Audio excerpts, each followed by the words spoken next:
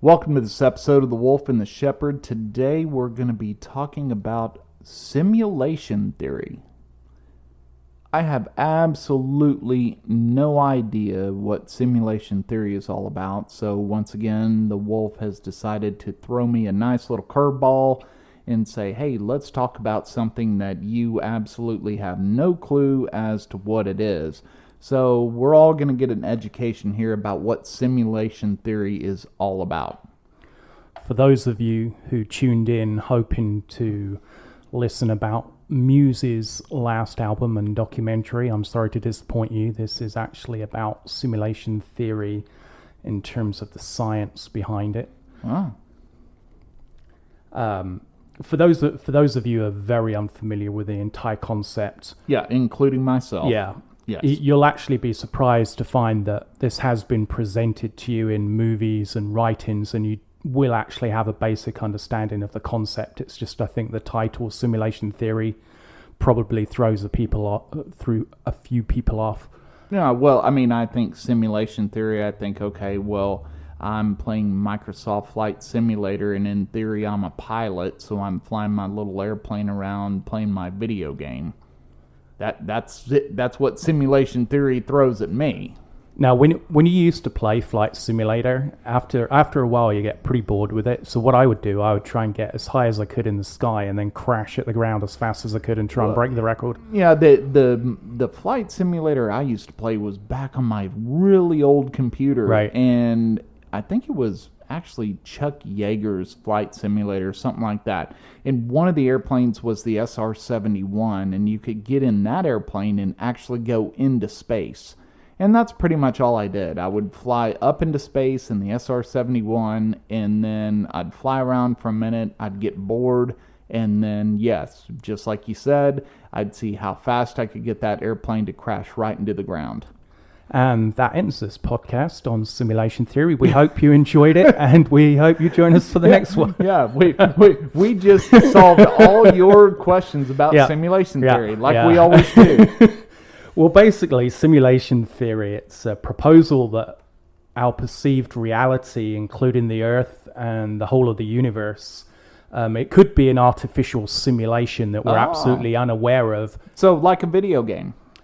Yeah, kind of, but you have to like a computer video game. Well, not like Super Mario Brothers, but maybe something a little more advanced. Like I think I hear the word simulation, I think of the old game SimCity. Right. You're this almost god figure that's creating this city, and you can either try to play the game you want, based off their rules, or you build this city and then you just create all these natural disasters and cause all kinds of chaos and all kinds of stuff like that. Well, again, the great fun in that game was building up a great city, populating it, and then sending like earthquakes and floods and fires. Yeah. Or what was the old cheat code that, you could type in there and get all kinds of money and then go ahead and build your city? Right, we're talking about way back in the day with some of those games. Yeah. Now, some versions of the theory actually rely on the development of a simulated reality that technology would be able to actually convince its inhabitants that the simulation was real. It's also known a little bit more as the Matrix theory. They kind of gave it that label so people would understand kind of along the lines of what it was talking about. Yeah, it makes sense. It's almost like the Dallas Cowboys. They're in a simulation theory that they're going to win the Super Bowl every year, but then that just doesn't happen. Well, really, that's just like you playing John Madden on the Xbox with one hand while you're watching TV, and you're actually controlling the Dallas Cowboys against some 13-year-old kid who's fantastic at it. That's how the Dallas Cowboys are. Really. That's basically what happens to me. If a 13-year-old kid plays me on Madden, I'm going to lose. Right. Now, it's kind of like you playing Rocket League. Right. Well, no, not that bad. I've got some pretty good stats on Rocket League now. Okay, you've been practicing, I guess. Yeah, You've been practicing. I'm still in the bronze division on 3v3, 2v2, and 1v1. So, I mean, it's not going that well, but it's, That's not bad. You're improving. You're improving, so nothing wrong with that. You got to improve. Now, I think the whole problem with having, perhaps simulation theory being presented as the Matrix theory is that most people would think, oh yeah, I get to be a hero like Neo, in the movie or Morpheus, when in reality, I think, most of us would just be naked in a glass coffin, floating in our own piss and crap with a tube down our throat. Yeah, probably so. Yeah. I mean, that's what I would do. Yeah, which sometimes doesn't seem like it'd be a bad idea. Well, no, it just kind of all depends. Right. Now, the simulation theory, before it was actually given that title, it had a long philosophical and scientific history, which I guess gave a similar underlying thesis that reality is an illusion. Sure. I mean, there's a lot of things that happen in everyday life right now that you say, to quote the old Queen song, Bohemian Rhapsody, is this life or is this just fantasy? I mean, sometimes you sit there and you say, how can this be real? Especially in 2020, and to give you my famous quote, in the age of COVID, we're sitting here saying, is this real? Every day you wake up and you say, is this really what life is right now because of what we're going through? So I could totally see that. Yeah.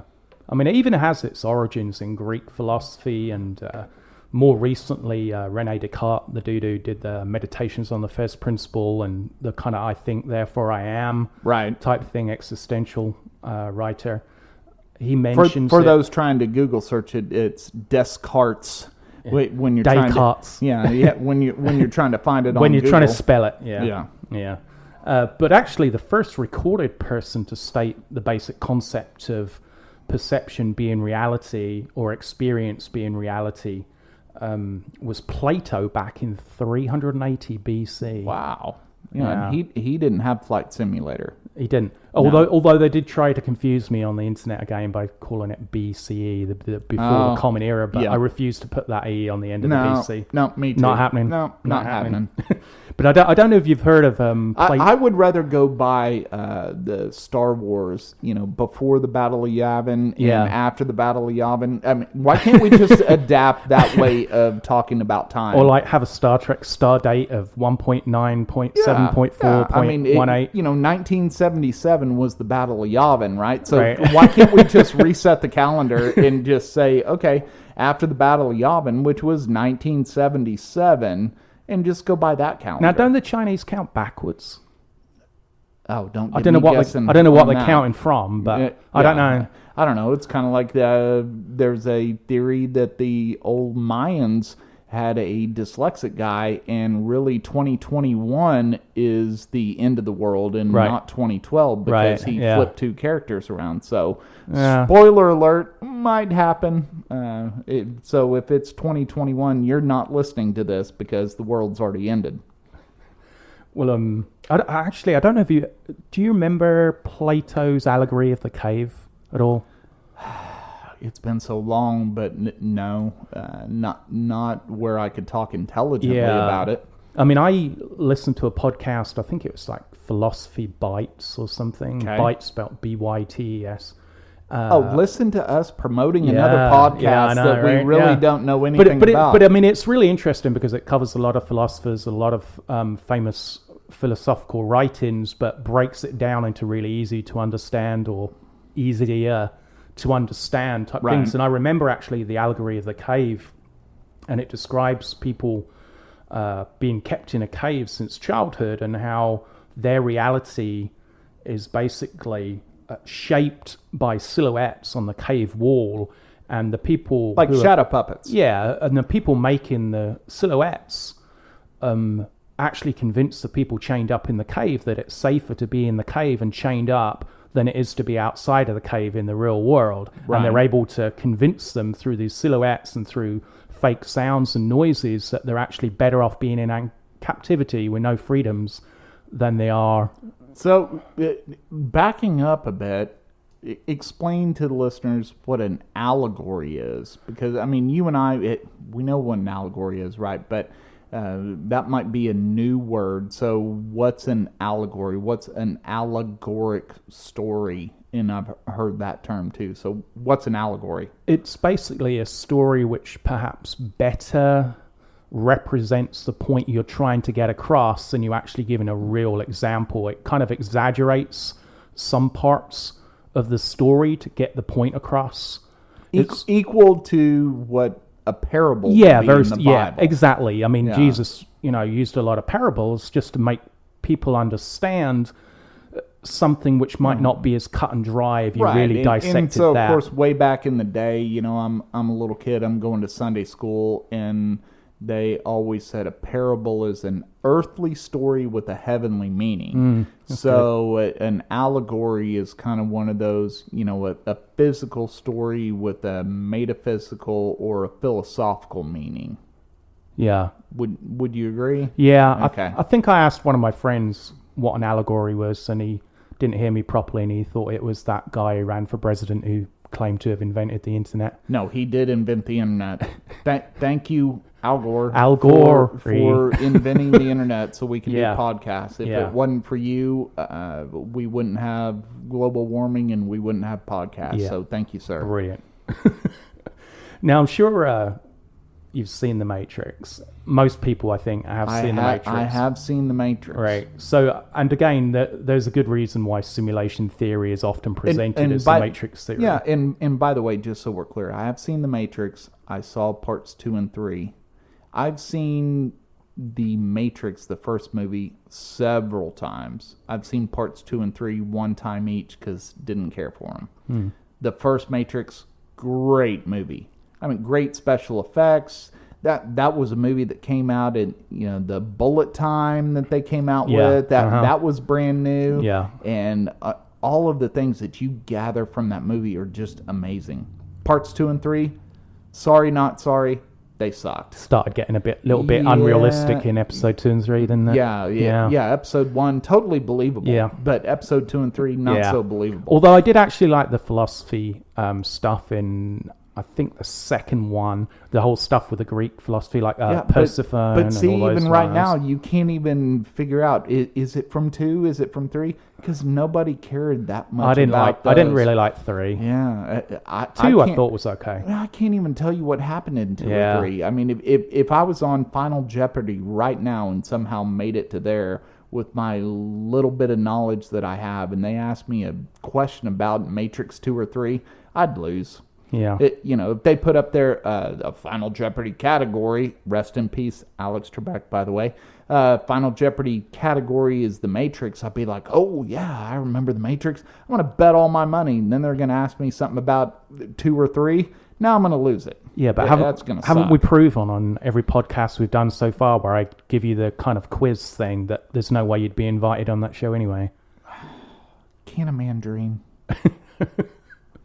Well, for those of you who it's been a long time since you've seen The Matrix, or you're one of those weirdos who hasn't seen The Matrix, The Matrix takes part, it's a dystopian future after there's been a man versus machine war, kind of along the lines of the Terminator, except this time round the machines won, and they keep humanity unknowingly trapped inside a simulated reality, and they use the humans as like human batteries to actually support the system and power the system.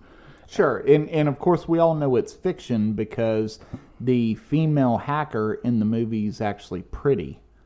So then we realize, well, this is absolute fiction because you have that, and you had the movie Hackers with Angelina Jolie, and she's pretty, which of course is a Hollywood movie, which of course you realize is fiction, and you realize female hackers are not that hot. That was probably the dividing line between stopping it from being a documentary and making it kind of fiction. Well, they had to put the Hollywood spin on it. Yeah. So, granted, it's a Hollywood movie, so that's what they have to do. I mean, the movie does actually contain a lot of references to religious and philosophical quotes, especially... I don't know if you can remember the kind of Buddhist type kid when he has the spoon and he says, you understand that it's not the spoon that bends, it's you that bends, and all this type stuff. That, you in a way you shape your own reality, that if you can convince yourself of something, then it, kind of becomes your reality. Kind of like you convince yourself that curry is a good dish that people actually like to eat, but nobody really likes it. Most of the world disagrees with you. No. Well, some of the world disagrees with you. Yeah, I disagree with you. Well, yeah, but the part of the world that disagrees with me is not the important part of the world. Well, the part of the world which agrees with Canada. me has a lot of No, diarrhea. it's Canada. Canada is the one that actually likes curry. Do they? Now, no, I think we're getting down to No, they another don't. reason why I don't like Canada. Canada doesn't. They don't like curry, I do think they? they do. I think you can go to Tim Hortons and get curry. It just would make sense to me. I don't believe you. You should believe me. Well, anyway, there's I think the Matrix movies, were, especially the first one, it leaves you, I think, with the dilemma of whether you'd actually be better off not knowing that you're in the Matrix and remaining in there than breaking free of it. Because again, we're not all going to be Neo and Morpheus. Right. We're going to be, like I said, the guy floating his own piss and poo and. Absolutely. That's the way most of us kind of float through life. I mean, we wake up in the morning, the alarm goes off, we wake up in the morning, and of course, before the era of COVID, we all hopped in our cars, we went to our jobs, we did our job, we go home, we watch mindless TV, maybe we read a book, and then we go to sleep and, rinse and repeat. That's what most people do. Yeah. But it's amazing how 20 years later, so much of what we see, read, or experience is controlled. And our reality or perception, it's controlled, more and more by the media, social media, technology, that it's hard to argue really that we're not in some basic form of simulation or artificial reality, because we no longer set those parameters. You hear about people living off the grid, going out into the wilderness to escape, getting outside of the Matrix.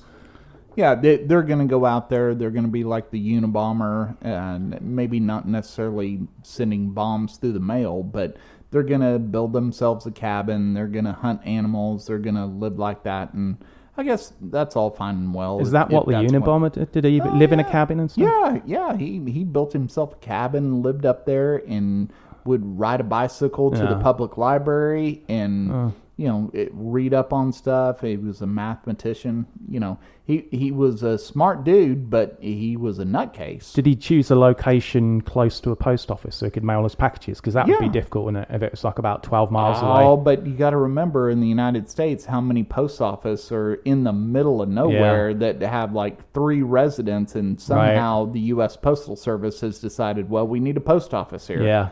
So, he was close enough where he could ride his bicycle to the post office. Yeah. I don't know. Maybe we need to do one on the Unabomber. We could do. Or mentalists who went rogue.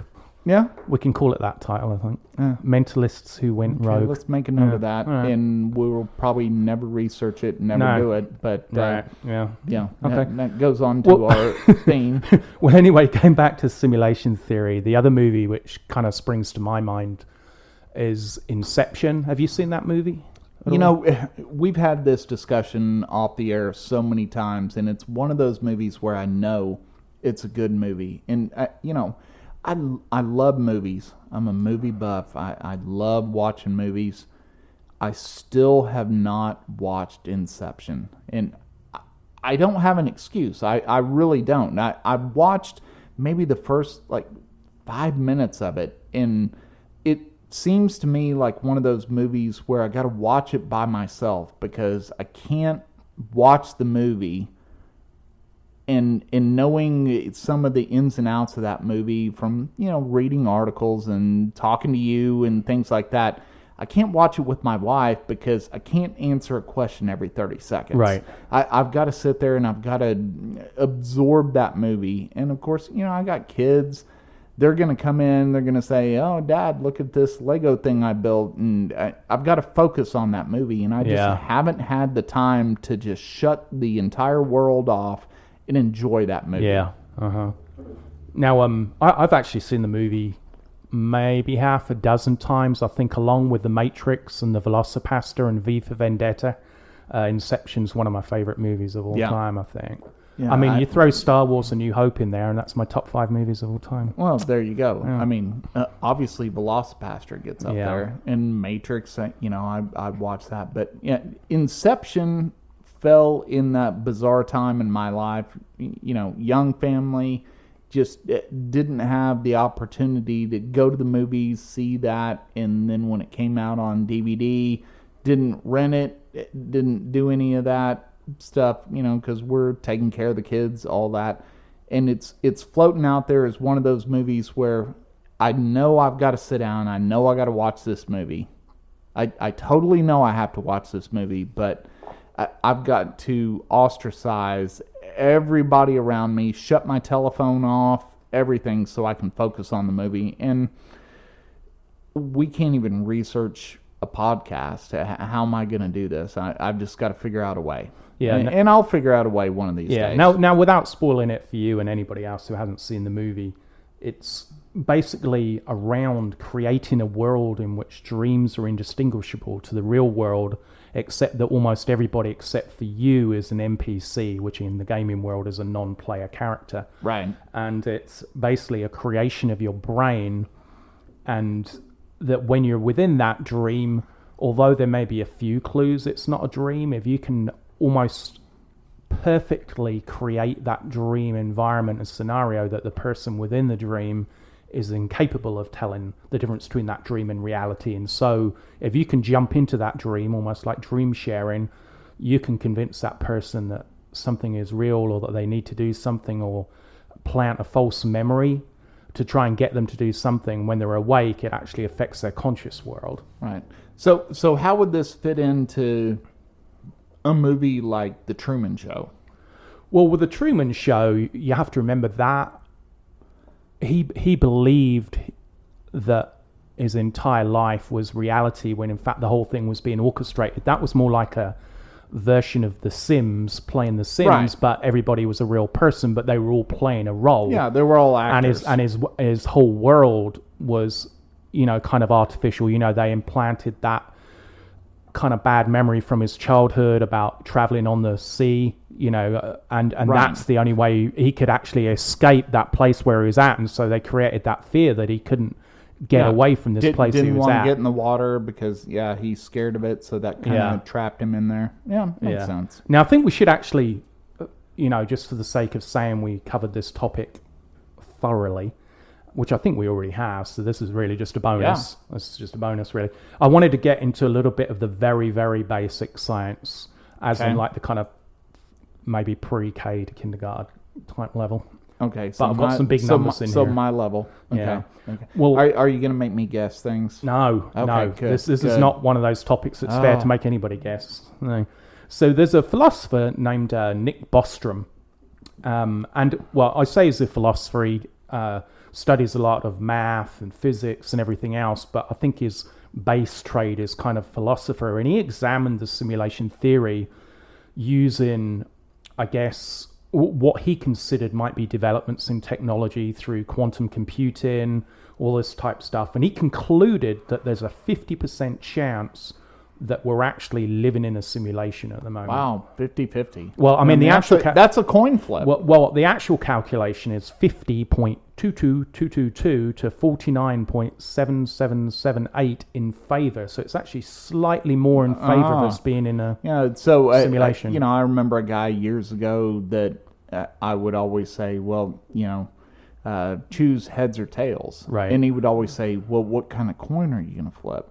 And I'd say, what difference does that make? He would always say, well, depending on the coin, it's not always 50-50 because of the way the coins are made.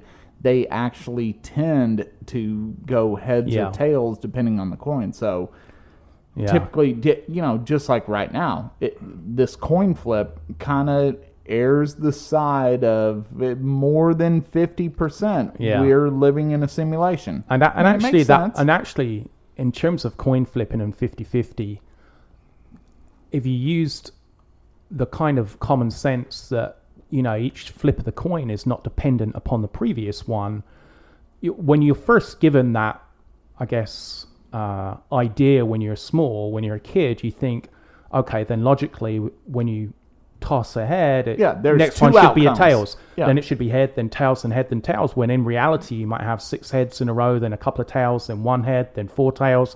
They're really, because it's not reliant on the previous toss, that it's, even if you have 9 heads, there's no guarantee the next one's still not going to be a head. Exactly. As a tail. But anyway, we're kind of getting off the point a little bit there. But like I said, I mean... And we never do that. Yeah. I mean, he really did kind of compare it in a way to somebody, whether it be a computer or an intelligent being, playing a very advanced game of The Sims. But, for me, whoever threw in 2020 into the Sims mix needs a nail gun to the testicles. Absolutely. Yeah. But his theory, like I said, it's based on a combination of math, physics, and philosophy. But it relies on, the advancement of quantum supercomputers to a point where AI becomes indistinguishable, from the human brain in terms of the reality, because what a computer might conceive of and actually be able to prove in terms of, okay, physically this could exist, abiding by the laws of physics, that the human brain would be confused by the complexity of that world.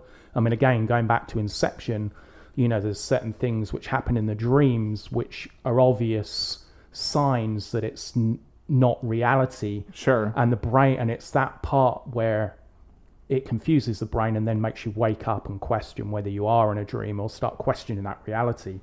But, if quantum computing could actually simulate an entire universe, it wouldn't have to be, I guess, as detailed as we consider, because it could be like the Truman Show, where really, the sky is just a computer image. There is no, millions and billions of light years of space. It's just really 10 feet. It's just the projection convinces us. I think we probably all had that experience where we've walked into, let's say a grocery store, and there's all these people walking around that you've never seen before.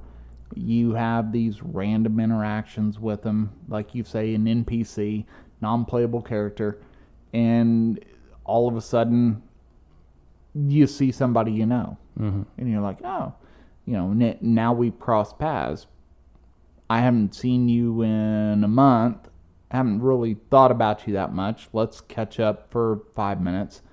But you also think to yourself, I don't think about this person at all. You're not really part of my world. My world is centric to my group of friends, my family, all of this, and whatever happens out there, unless there's some catastrophe in your family that I find out about, then I feel bad for that. But you don't think about that. It sounds like a much. Taylor Swift song where she's trying to convince herself that she's over her ex-boyfriend. Which one is that? I think that's one of like 90 songs. I think all of them. Yeah, except Shake It Off. Shake it off, shake it off. Yeah. That's where it started going downhill. She should have stayed country. By the way, should have stayed country. Yeah. Rabbit hole. Rabbit hole alert. Let's not do that. Right. But there's a long-held theory surrounding that whole thing about dreams. We were talking about Inception, that lucid dreaming and hallucinogenic influence dreams and visions, where the brain can actually create a conscious reality, also aided by the physiological effects those drugs or lucid dreaming might have on you, like you genuinely feel warm or cold or can feel touch in your dreams. Because, I mean, again, touch, even in reality, it's still a bunch of signals sent back to your brain. So if your brain is receiving those signals that you've been touched, you can feel that touch even if you haven't been touched. Right. Or would it be that there's certain things that happen in your life that you thought might be a dream, then you realize the reality? Yeah. Or on the flip side, some things you've been thinking about so much that you think something actually happened and it didn't. Well, that's the whole controversy about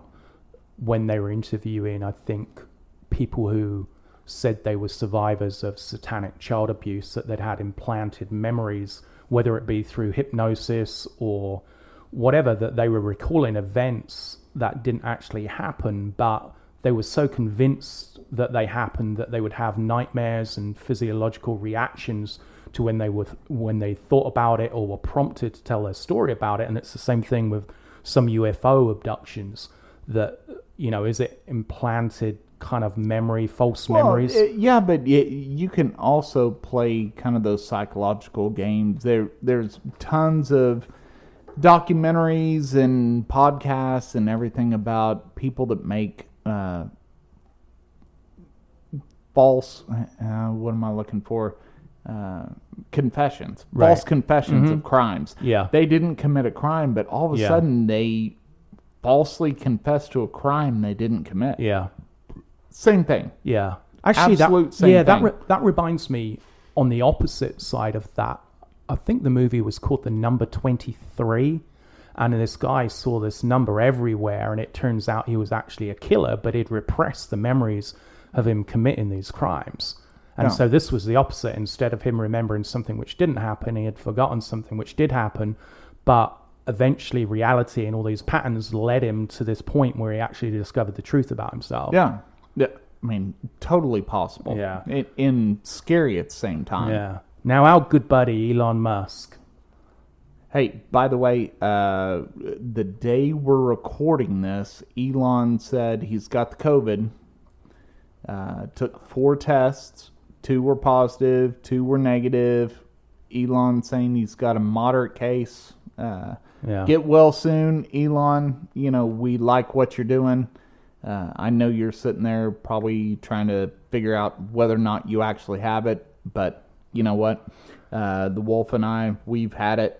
We got over it. I thought he was over it. I thought he took something like Dayquil for about 4 hours and he was over it. Or was that somebody else? He did take the Dayquil. Yeah. But he did post on Twitter something that he does have a moderate case. NASA kept him away from the SpaceX launch and all that good stuff. But you know what? Yeah. If anybody, Elon's going to get over it, and we're just wishing you well. But yes, good buddy Elon Musk, although neither one of us have ever met him. But, we like the dude. Yeah. He's a good dude. We're ready for you on the show when you're ready, Elon. Yeah. Now, what do you know about... Which will never happen, let's be honest. But, hey, we can dream. And the same goes for you too, Joe Rogan. We can dream just kind of like what we're talking about here in this simulation theory. I mean, what if we were sitting here with Elon Musk and Joe Rogan, and then, we're having a big conversation, and Alex Jones pops in with his shirt off and just starts screaming. I mean, I'm pretty sure... we can die happy after that one. I don't know about Alex Jones taking his shirt off. I'm not sure I'm going to die very happy if that's one of the last things I say. Oh, I would. Yeah. I would. I'm a heterosexual male, but I would not mind Alex Jones just jumping in our studio with Joe Rogan and Elon Musk sitting here. And, of course, Joe's eating his mushrooms and smoking weed. And Elon saying, yeah, go ahead and give me that. And Alex Jones busts in just screaming at everybody. And just starts screaming with no shirt on. I would say, I'm pretty sure there's nothing else in my life I can accomplish after this. I think we just hit the highlight. Now, what do you know about Elon Musk's Neurolink thing? So I read a little bit on the internet about it, and it's very interesting. Spoiler alert, I'll never do it, but... I don't believe you. Believe me, I would never let him do that to me. But the whole pig thing that he had going, I mean, it's extremely interesting. I mean, there's so much possibility there.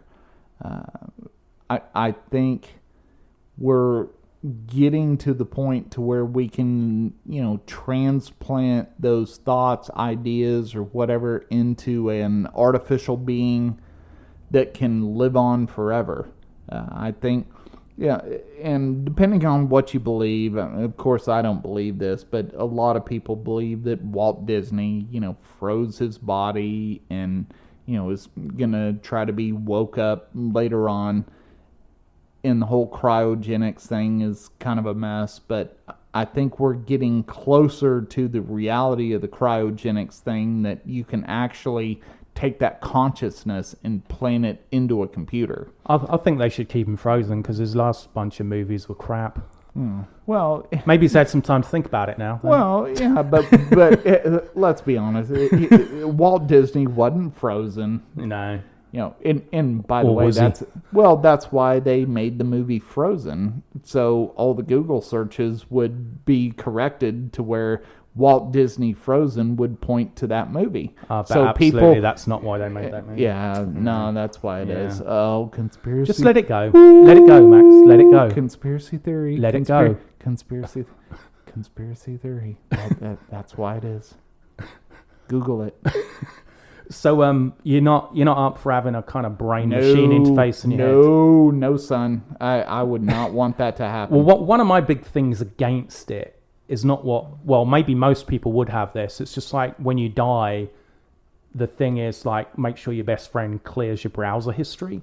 But one of the things which this Neurolink is supposed to do, it's supposed to enable telepathy. Now, for me, that would be a bad idea. I don't want people knowing what my thoughts are because I'm just going to get arrested. I'm going to get beaten up. Yeah. I'm going to be arrested on all types of things. What was the Tom Cruise movie where that was the whole thing? They were trying Minority Report. Yeah, they were trying to solve crimes before they happened. Yeah. Because somebody had this thought they were going to do something. They arrested them. I'm like, if we enacted that. I've got 30 seconds. Yeah, they'd probably be before correct. I'm in prison. they'd turn up and I'd be like, fair enough.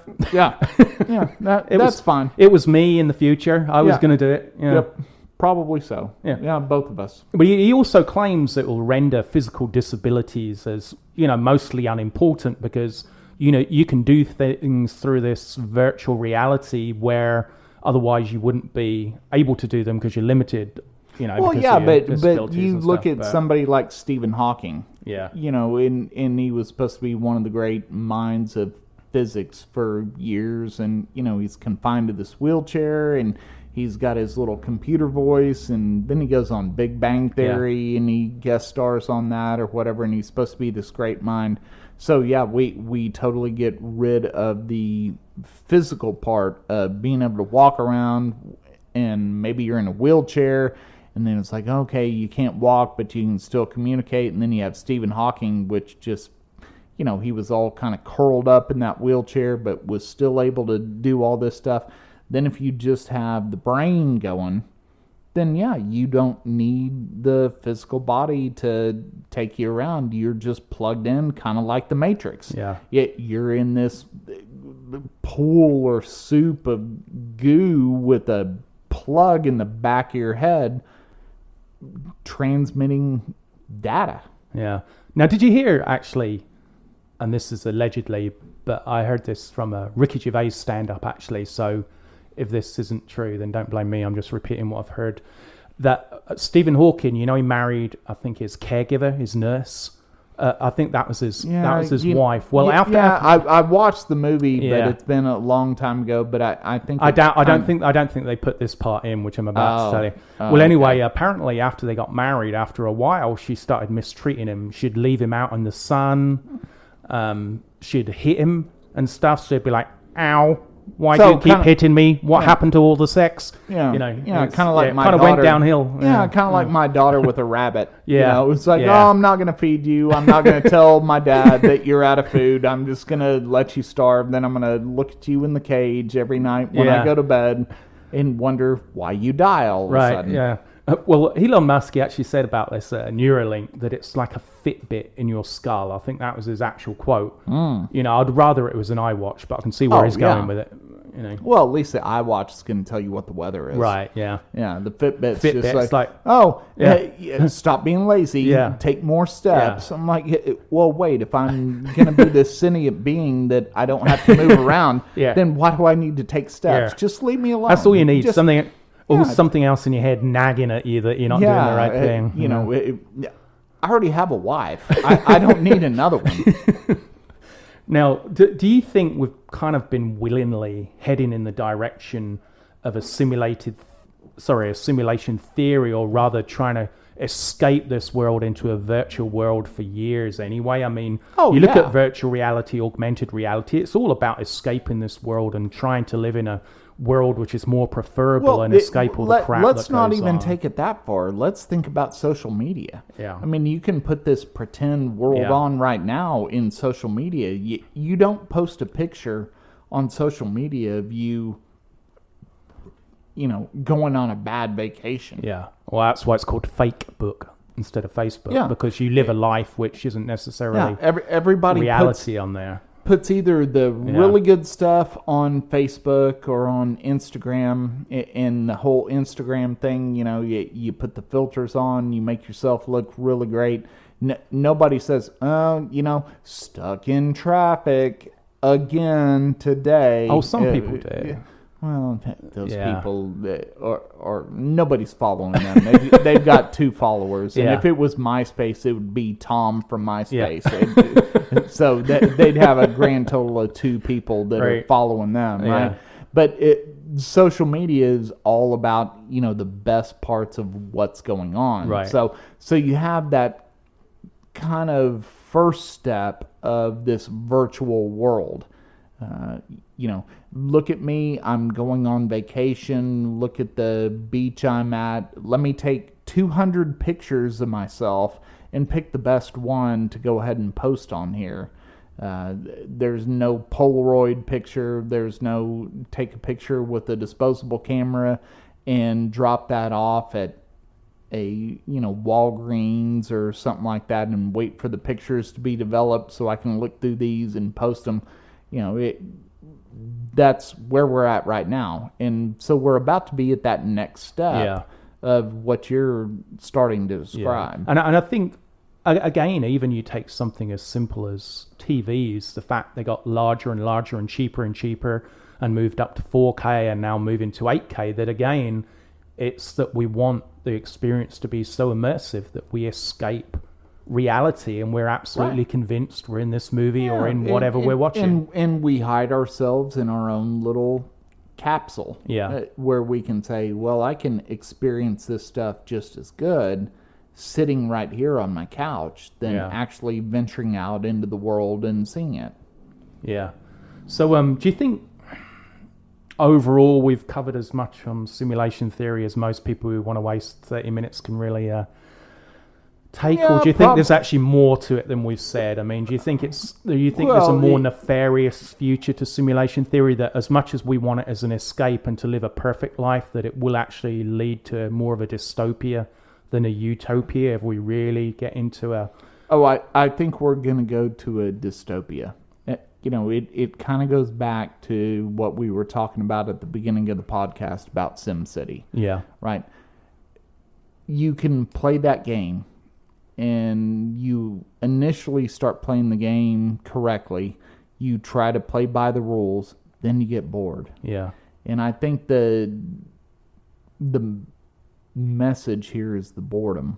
Yeah. Right? So if we are in this simulation theory and God or whoever it is starting to get bored, maybe that explains what's going on. Because everything's clicking along just great, and then all of a sudden, whoever's in charge of the simulation theory is like, I'm kind of bored. Let me throw some curveballs here, because I'm sitting here bored. Everybody in my simulation theory is bored, so let me see how they can react to a pandemic. Let me see how they can react to whatever it is. Yeah.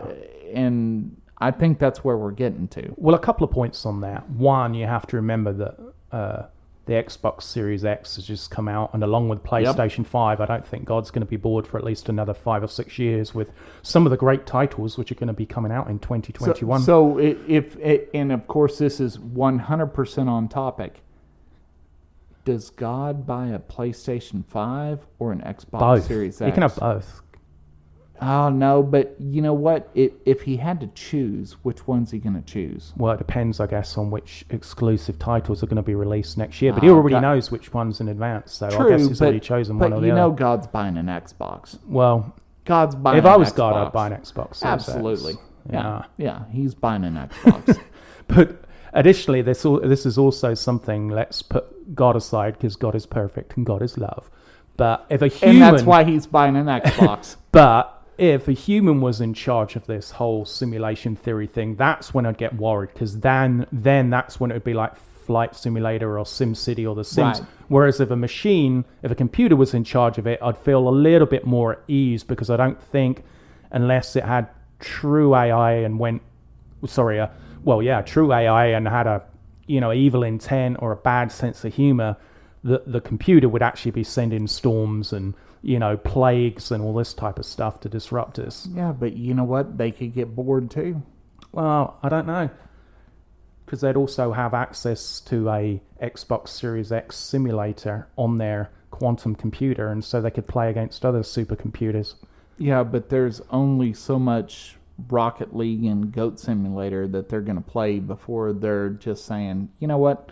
I'm sick of this. Let's just hit the power button. So that's our wise interpretation of the future, is it? Quantum computers playing Goat Simulator. Yeah. Right. And speaking of hitting the power button, thanks for tuning into this episode of The Wolf and the Shepherd, and we'll catch you on the next one.